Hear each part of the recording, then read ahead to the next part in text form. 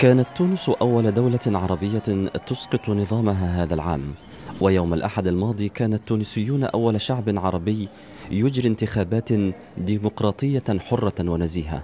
وللمرة الأولى في التاريخ يشعر التونسيون بحرية اختيار ممثليهم في المجالس العامة.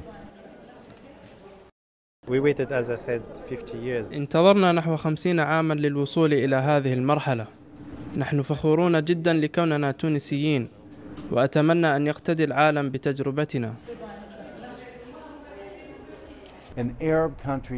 لقد أثبت التونسيون أن الدول العربية قادرة على إقامة انتخابات ديمقراطية تعطي الناس فرصة لتحديد مستقبلهم وتخلق لهم واقعا جديدا يكون مثالا يحتذى به.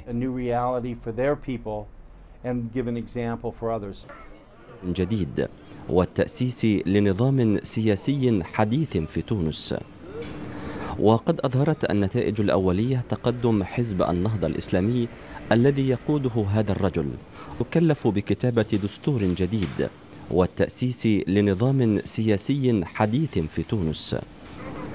وقد أظهرت النتائج الأولية تقدم حزب النهضة الإسلامي الذي يقوده هذا الرجل راشد الغنوشي، فبرنامج الإصلاح والتكافؤ الاجتماعي الذي رفعه الحزب خلال الانتخابات دفع الكثيرين لتأييده بعد سنوات من حكم بن علي الفاسد. غير أن النصر الذي سيحققه حزب النهضة لن يفرح الكثيرين، فهناك من يتخوف من سيطرة الإسلاميين على البلاد، وهو رأي لا توافق عليه سمية الغنوشي ابنة زعيم حزب النهضة. شخصيا لا أرى أي تضارب بين الإسلام وحقوق المرأة ومشاركتها بشكل كامل في الحياة السياسية.